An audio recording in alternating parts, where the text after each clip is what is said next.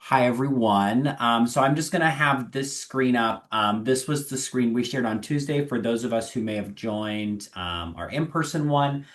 Just as I talk through a little more about our kind of legislative concepts. Because we've got a small group, feel free to just jump in and ask questions. We'll have about realistically 15 to 20 minutes. And then here with me. We have Emily, who's our staff member taking notes, and this is session is also recorded.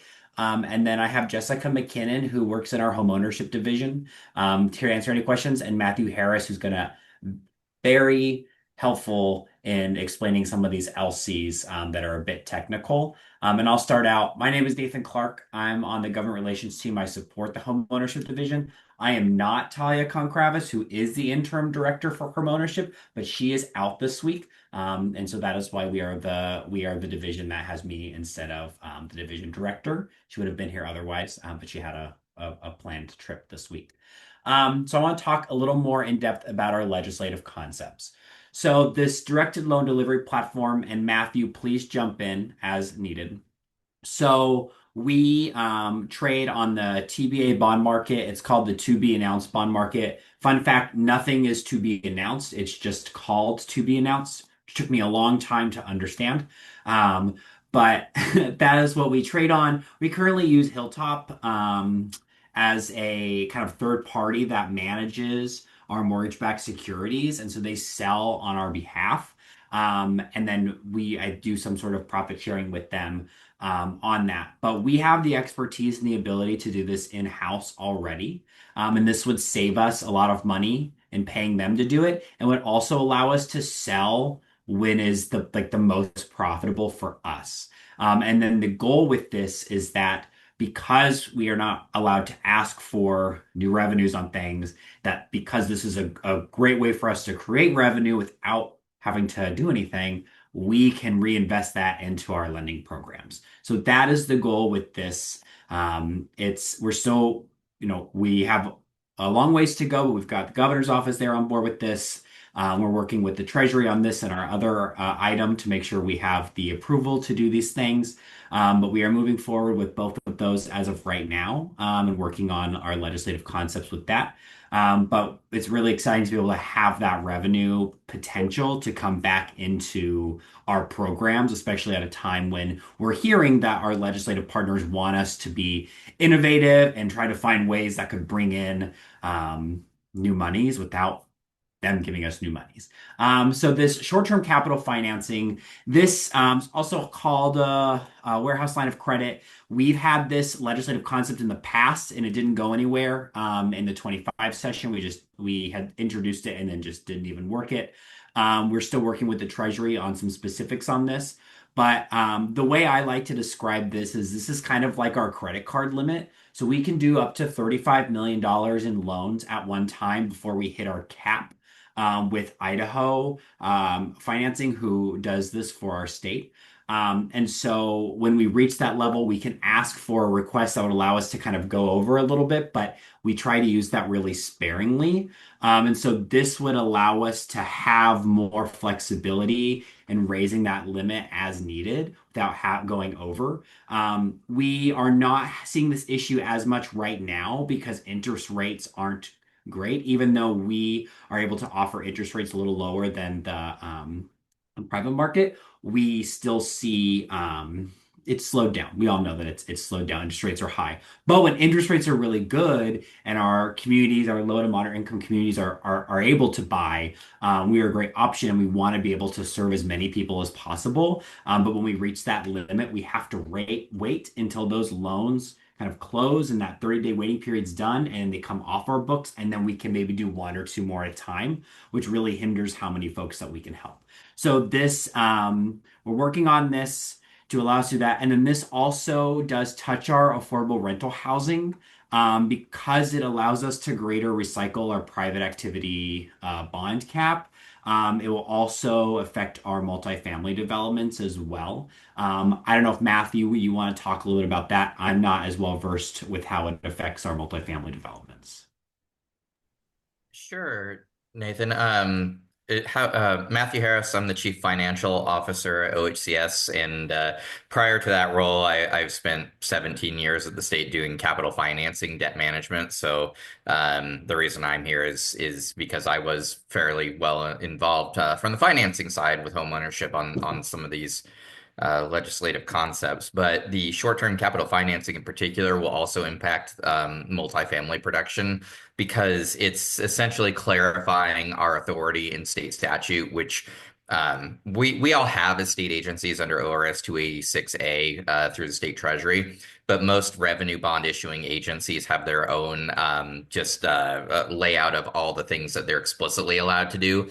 So while we believe we have the authority, our bond counsel wants to see it explicit before we issue dedicated debt onto it. And one of the things that we're considering is issuing a line of credit borrowing on the multifamily side to allow us to recycle bond volume cap.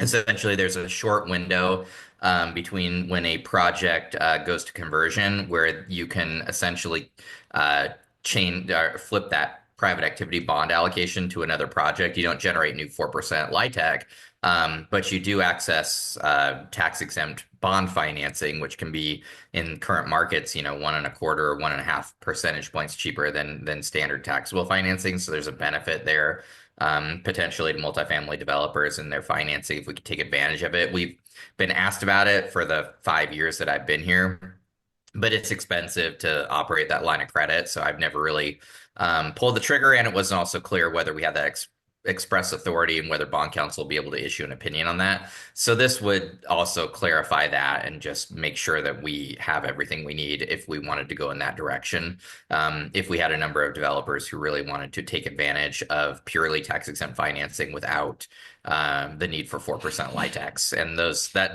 that window of projects is a little bit narrower than normal. So I'm not sure the demand on it yet, but it when we're solving multiple potential problems at once, it was a nice little add-on to this concept. Thank you, Matthew. And then the third legislative concept I'll touch on before I open up the questions on our LCs. This is still in development, so we submitted this just a week and a half ago to the governor's office. And so it was submitted as a placeholder, so we don't have finalized numbers on this. But we've heard both internally and from our community partners the need for potential increase in our manufactured marina communities resource center fees. Those are set in statute, so we are not allowed to raise those on our own. They were first created in 2007, and then they did an increase in 2019. And so we're looking to do an increase again.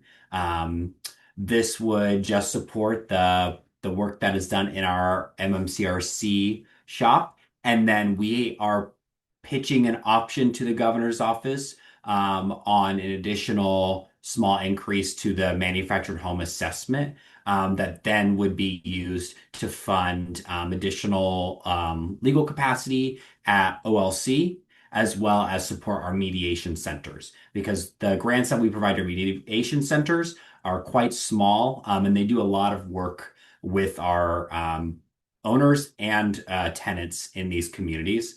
So currently, so in 2007, the fees were set at a park 20 spaces and under at 25, 21 and over 50, and the manufactured home assessment at $6. These are all per year. In 2019, it was increased to $50 for small parks, 100 for larger parks, and to $10 for home assessments. We are looking at raising the small to 100, the large parks to 200, and then the manufactured home assessment to $13, which would maintain our services, or to $15, which would be able to add those additional grant capacities. All of that is still being worked out both internally and with the governor's office, and we're weighing what these impacts would be both on our owners, what those impacts would be to tenants there, while also trying to figure out if those small costs can be mitigated by having that additional support. So in theory, we would be able to support an extra lawyer at OLC. Currently, we support one lawyer for all of our parks, and they are very overworked. So we've heard both from our legislative partners and from our community partners that an extra lawyer would be really helpful at OLC. So those are our legislative concepts. Does anybody have any questions on those?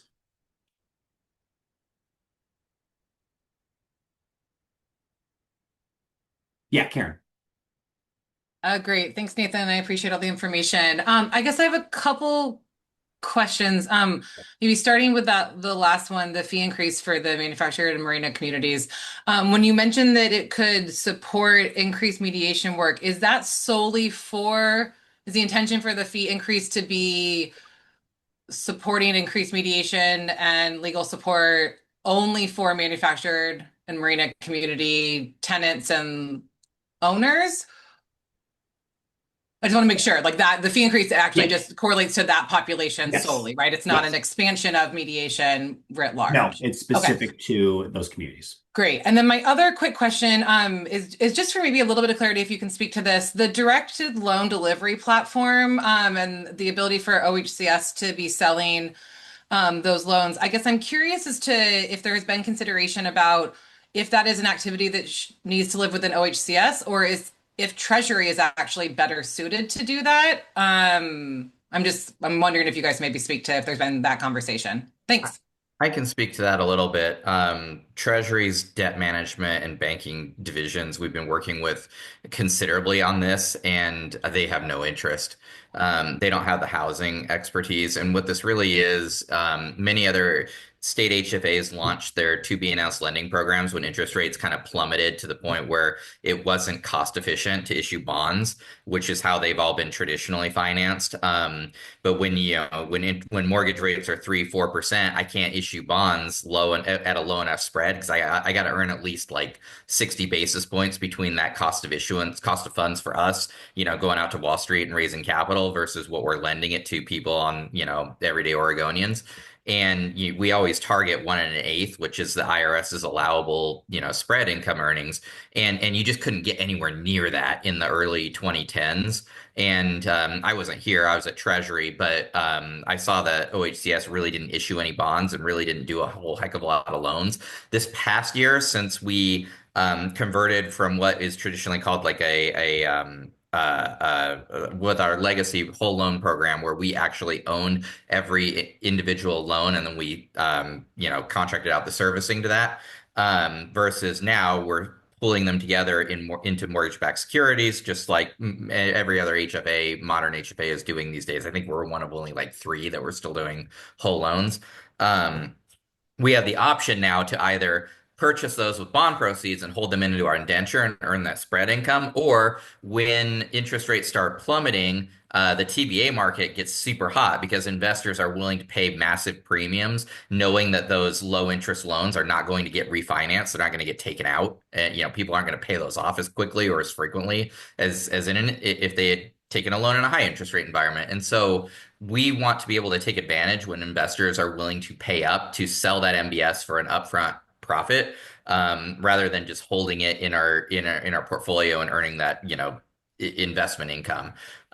It's just how the economics are working. But right now, when we're doing that TBA sale, we're essentially needing Hilltop Securities to make those offsetting trades and find the purchaser and get it sold.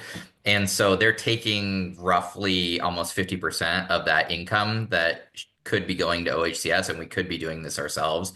And so we're pursuing that avenue right now with the Treasury. We're working very closely with them on that. Okay, great. That's helpful. I just wanted to ask the question about the consideration of two different state agencies, but thank you. Yeah, we're trying to figure it out between us. Thanks, Karen. Thanks, Matthew. Peter. Hey, thanks for this presentation. Really excited to see the conversation around MMCRC fee increases. CASA did a study of the MMCRC, whatever it was named previously, about 20 years ago to look at the efficiency of the department. And, subsequently, we haven't really seen any reports out on, kind of numbers of people served, kind of, what dollars amounts are being spent for different parts of the services at the department. And, I know the advocates are really wanting to, advocate for this increases because I know the attorney Samantha has just been doing some great job. And if we could have some additional legal assistance, that piece I think is super important from the side of the tenants. So I'm hoping that OHCS can get some information out to us that really talks about MMCRC, what they're doing, what it's costing to do all of this work, so we can go advocate to the legislature with some really good information that explains what it is that we're asking for. So thank you. Thank you, Peter. I will just say that is definitely part of my strategy and when I'm going to go to the legislature with this opportunity. I think we've had, as many know, some leadership changes, and Talia is currently our interim director. With that has come some divisional reorganization and review of how things are run. So I think in tandem with us uh, considering asking for an increase, we've known that there will need to be a sharing of how resources are used and a right sizing of budgets to make sure that people understand that we're using things wisely. So I can't speak too much more on that because a lot of that is currently happening right now. But we do look forward to sharing some of that and how we're going to continue to support our communities, but also be transparent and good stewards of public dollars. So thanks, Peter. Anessa.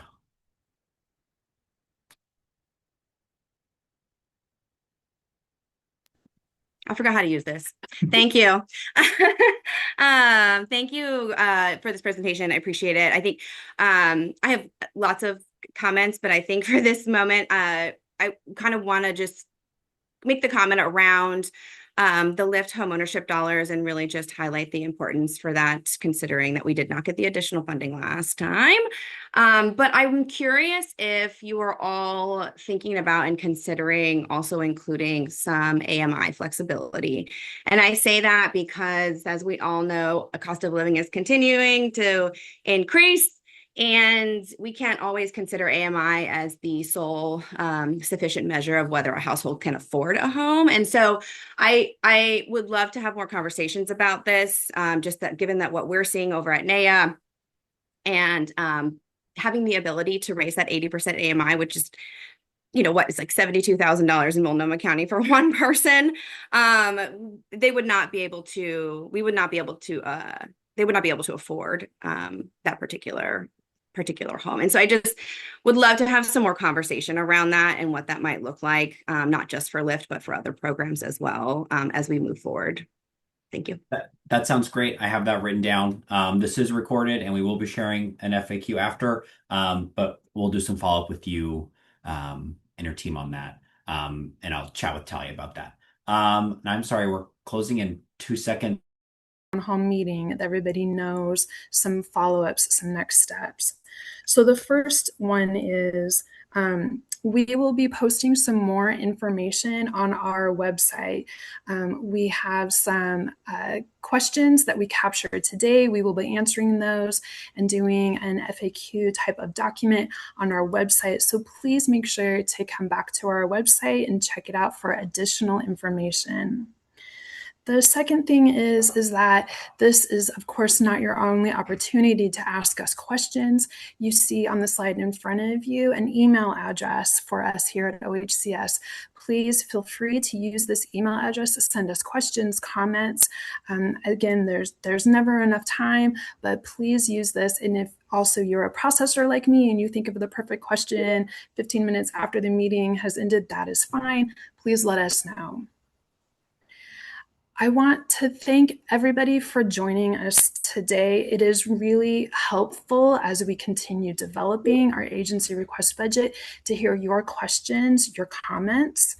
We will be incorporating as much as we possibly can. And again, please remember that our agency request budget will be published on September 1st. So be looking for that as well. With that, government relations team, is there any last items we should make sure that our guests know?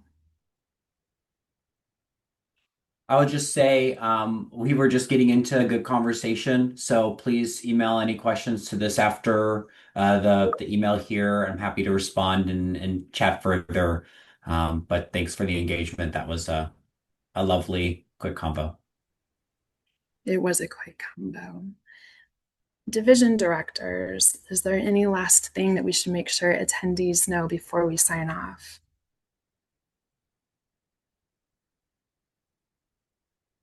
Perfect. I will take silence as everything went perfectly. Thank you so much, everyone, for giving us an hour of your time this morning. And again, please let us know if there are any other questions or comments you have. We really appreciate the time, energy, and thoughtfulness of everything you've shared with us today. Thank you so much. Thank you.